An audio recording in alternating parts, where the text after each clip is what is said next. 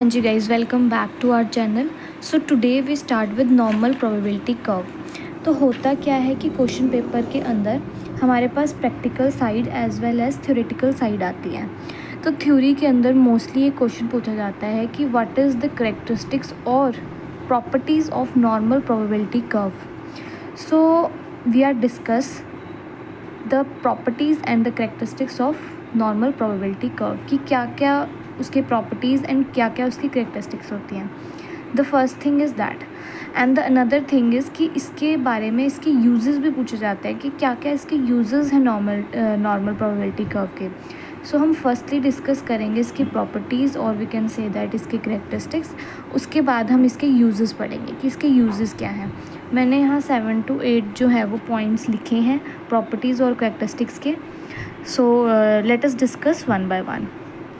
First thing, the normal probability curve is symmetrical. ये हमारे पास symmetrical shape में जो हम ऐसे बनाते हैं, ऐसे ऐसे लाइक ये बनाई हुई है, सिमेट्रिकल शेप में होती है। तो आप ये लिख सकते हो कि the normal curve is symmetrical. The normal probability curve is symmetrical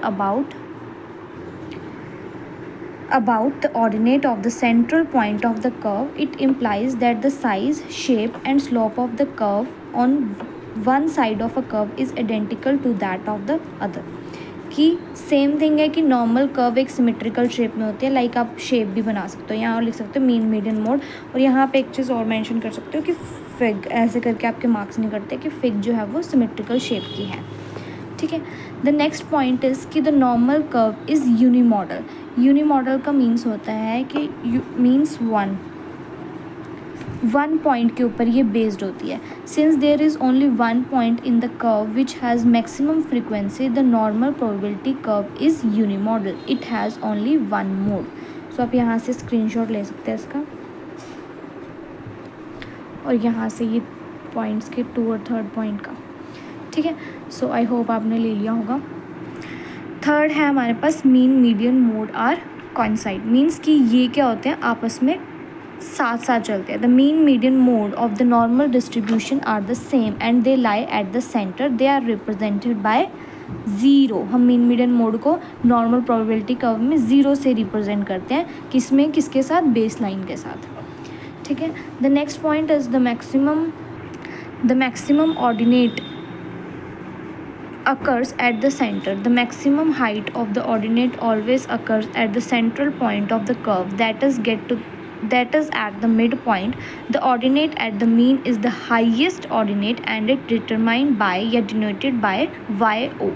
So YO का फॉर्मूला अगर आपने लिखना है तो आप लिख सकते हैं, नहीं ये ऑप्शनल है। ठीक है। ये आपको 5 to 8 मार्क्स के अंदर ज़रूर आता है। और इवन आपको अगर कोई जो हमारा गवर्नमेंट एग्ज़ाम्स के अगर कोई बच्चा प्रिपरेशन कर रहा है तो उसके अंदर भी आपको ये MCQ के अंदर देखने को मिल जाता है।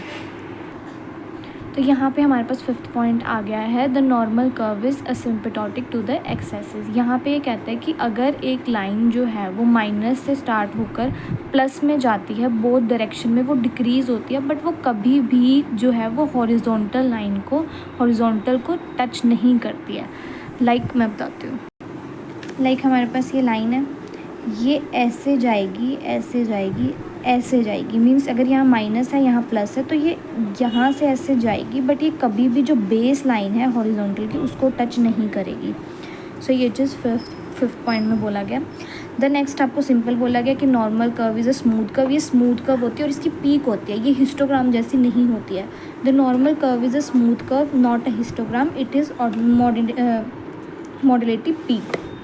द नेक्स्ट है the normal curve is bilateral. Bilateral means two होते हैं इसमें। पहले हमें बोला गया था कि यूनिमॉडल होते हैं, अभी बता रहे हैं कि बायलेटरल भी होती है।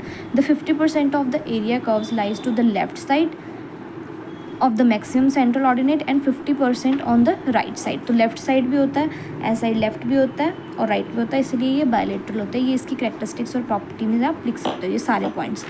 The normal curve is mathematical model in behaviour science. So ये लास्ट पॉइंट है। ये हमारे पास 8 के 8 पॉइंट्स हैं, आप इसका स्क्रीनशॉट ले सकते हैं आराम से। पहले मैं ये पेज दिखा देती हूँ, first page, then your second page, then third page, 5th point, 6th point and your 7 और 8 पॉइंट। इसके बाद हम डिस्कस करेंगे कि इसके यूजेस क्या हैं नॉर्मल प्रोबेबिलिटी कर्व के। Thanks for watching.